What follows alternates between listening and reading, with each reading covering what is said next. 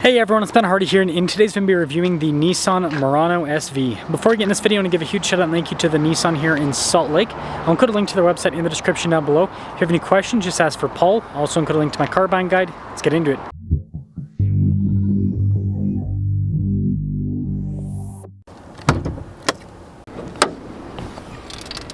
Under the hood, we have a turbo 2-liter 4-cylinder that goes through a 9-speed. Fuel economy is 21 around town, 27 on the highway, with power outputs being 241 horsepower and then 260 pound-feet of torque. Now, before we move forward with this review, I do want to mention if you're going to see more videos just like this, then I recommend you subscribe because I post content every single day. So taking a look at the hood, you guys can see how there's not a lot happening there, but once you pop down below to the lights, this is where things get exciting. The lights kind of bleed into this black painted piece that actually says Murano on it. And then you got another lighting element down below. And so it creates this kind of, you've got the white strip of body painted section there too. So it creates this weird split effect on the front end, but it actually kind of looks cool, but it's definitely different. 255 by 55 by 20 is the tire and wheel setup. Completely blacked out wheels with this SV package. You got this nice cut there in the fender. And then you can see with the blacked out mirror cap, and then you got nice silver chrome trimmer on the windows. A little bit of cladding there at the bottom that's unpainted, but most of it has kind of a premium finish on it.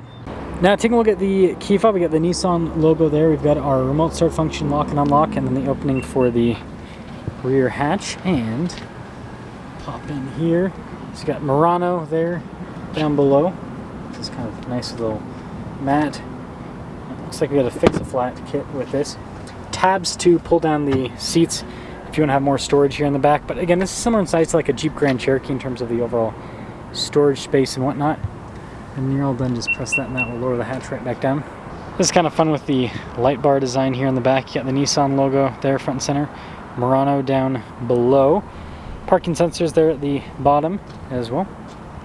The back end looks, I mean, it's still kind of crazy looking, but it's a lot more normal than the front. Now this leads us inside where we've got some nice soft touch trim. This is kind of cool with the trim that goes across around the door handle.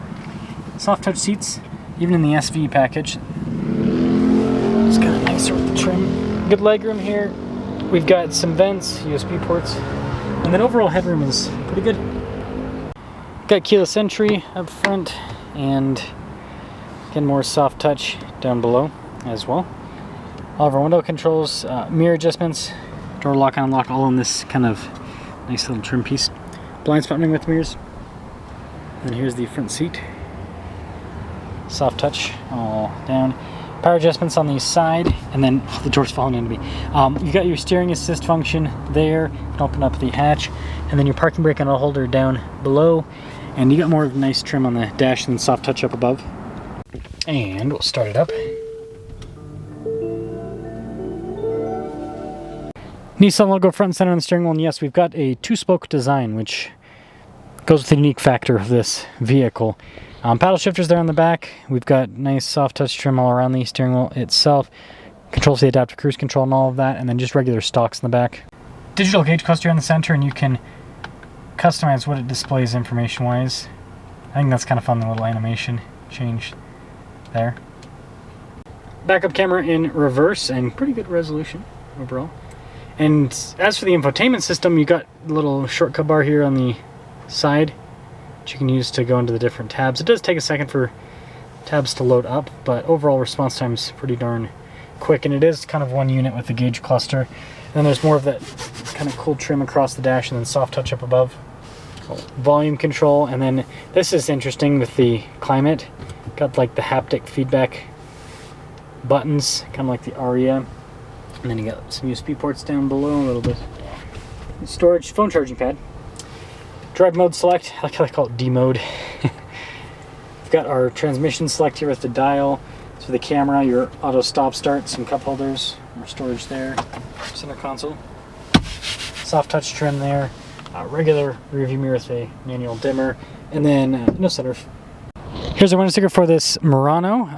Again, this is an SV. It's got a couple options added to it, but anyways, total MSRP $44,050, so it's kind of like a more affordable Murano. Let's see how it performs.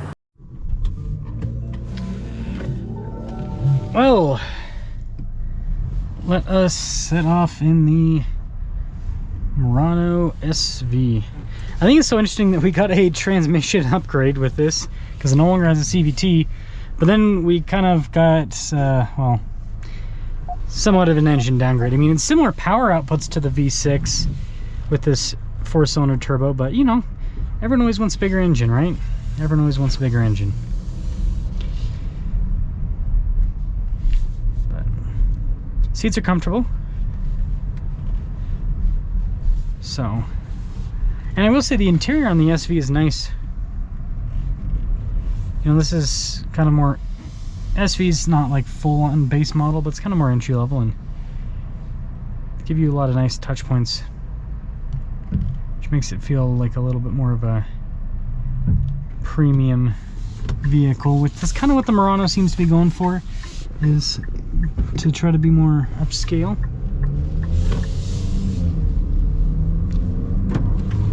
A little peaky, but it's actually got pretty good torque. Better than you might think.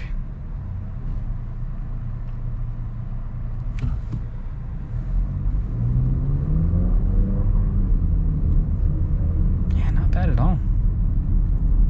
I mean, for tooting around town, gets the job done. And I will say the thing I really like about this interior is, I forgot to mention the storage underneath the center console, but just the overall like spaciousness of the storage, and then just the interior too. Like, this feels like a very big open place, which I really like. I see that as a large benefit.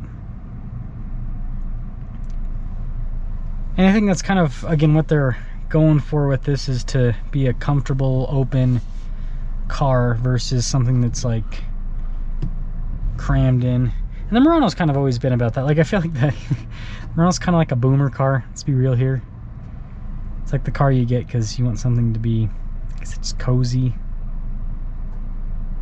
So, kind of makes sense with what they're doing with this thing.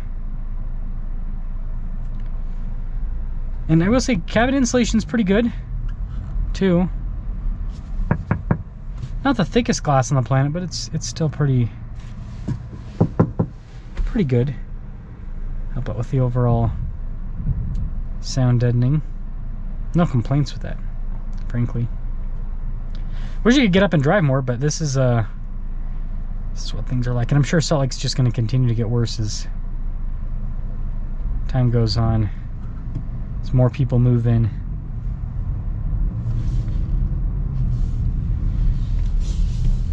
Try to get another little acceleration with this peaky engine.